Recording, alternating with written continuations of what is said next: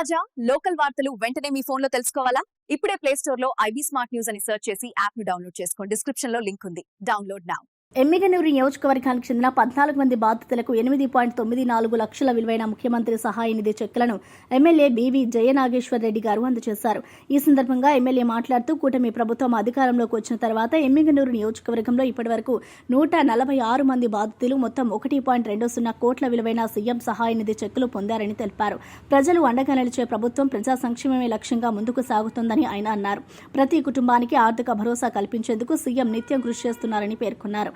ఈ కార్యక్రమంలో market yard chairman, కూటమి పార్టీల నాయకులు, కార్యకర్తలు, స్థానిక ప్రజలు పాల్గొన్నారు.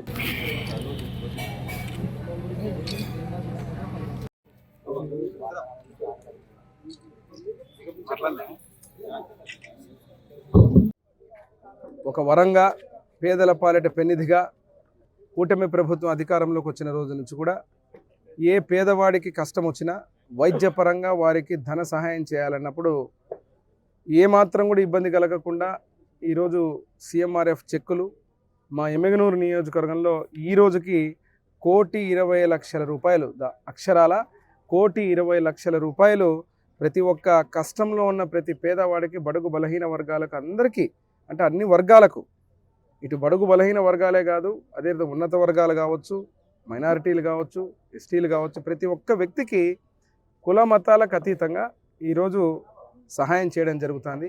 ముఖ్యమంత్రి వారు నారా చంద్రబాబు నాయుడు గారికి మా ఎమ్మిగనూరు నియోజకవర్గం తరఫు నుంచి ఎవరైతే ఈరోజు లబ్ధి పొందిన ప్రతి ఒక్కరు కూడా పేరు పేరున ధన్యవాదాలు తెలియజేస్తూ వారు నిండు ఆయురారోగ్యాలతో ఈ యొక్క రాష్ట్రాన్ని ఇంకా రానున్న రోజుల్లో కూడా అద్భుతంగా అభివృద్ధిని, అదే రకం ఇటువంటి సహాయాలు, సంక్షేమాన్ని ముందుకు తీసుకునే విధంగా భగవంతుడు వారికి కల్పించాలని కోరుతున్నాం.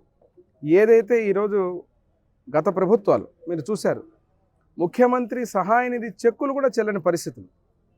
ఈరోజు ప్రతి ఒక్క చెక్కును కూడా సమయానికి ఇచ్చి ప్రతి ఒక్కరి కష్టాన్ని ఆదుకుంటూ ముందుకు పోతున్న ఈ ప్రభుత్వాన్ని ప్రజలు ఆశీర్వదించారు. ఆశీర్వదించిన ఈ ప్రభుత్వాన్ని ఈ సహాయం పొందే ప్రతి ఒక్కరూ వారి నిండు మనసుతో ఆశీర్వదించాలని కోరుకుంటున్నారు.